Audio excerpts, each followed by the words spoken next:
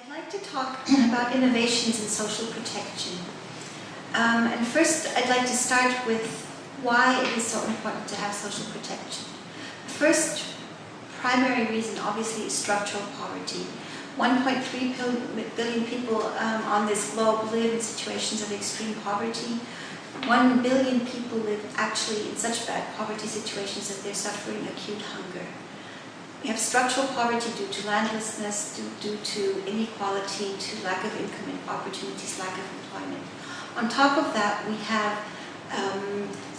causes of vulnerability, of social exclusion that are caused by the global economic and financial crisis, which is impacting on increasing numbers of people, both in the south and in the north. We have issues around disasters that are increasing in frequency and in impact on numbers of people affected by natural catastrophes.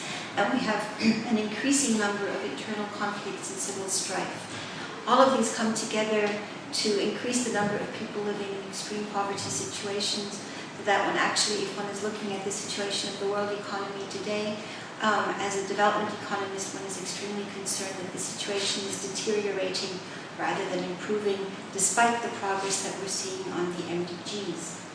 But there's also a positive side to the picture, which is that globally we see a shift in the geography, the economic geography of the world, with many new countries coming onto the scene. We're all familiar with the G20, a new informal but quite powerful grouping of countries that are influencing economic and financial global debates. Many of the group of G20 countries, 12 of them are newly so-called emerging countries, new economies, new powerhouses, India, China, South Africa, Brazil, Mexico, many others, that are becoming very influential on the global stage. But more importantly, for our concern around social justice and addressing inequality, more importantly, these countries are also generating completely new approaches to social protection and social security. So there's this new dynamism coming from the South.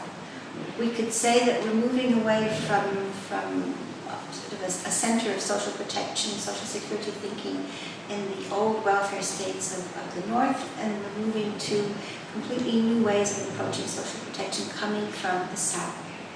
Just to name a few examples, there's the huge Bolsa Familia program in Brazil, there's Solidario in Chile, there's Progresa in Oportunidades in Mexico, there's an enormous public employment scheme in India, there's a basic income program in China, there's a universal child benefit and a social pension in South Africa, just to name a few very famous, well-known, much written up and researched examples that also even have evaluations so that we can see whether they're working.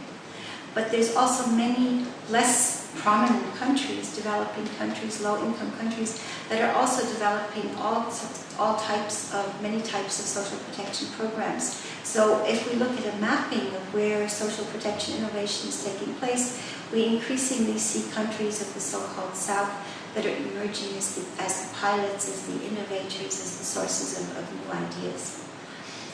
To summarize what is innovative from these southern examples, first of all, it's a systematic recognition by governments of the fact that in their societies, inequality in terms of income, inequality in terms of access to assets, inequality in terms of wealth is increasing, has been increasing over the last 2 decades.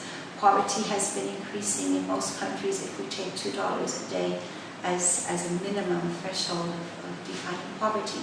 So governments are systematically recognizing and acknowledging poverty and vulnerability. They're acknowledging the fact that often the poverty is caused by social exclusion based on gender, language, caste, faith, and other factors, and are trying to introduce programs that would address these issues. Most of the programs are tax financed. They're financed by the government, so they're sustainable. They're something that are part of the instrumentarium, the development instrumentarium of the countries concerned. They're not something coming from outside that might be phased out at some point in time when donors run out of funding or have different priorities. And most importantly, they're rights-based. What we see is a common thread throughout all of these new programs in the developing countries is that they're based on the notion of citizenship, they're based on the notion of a right to social protection, a right to not be living in poverty. And although the poverty persists at this moment in time, the fact that governments are admitting to this issue and that they're putting in place programs is changing the atmosphere and the opportunity for change.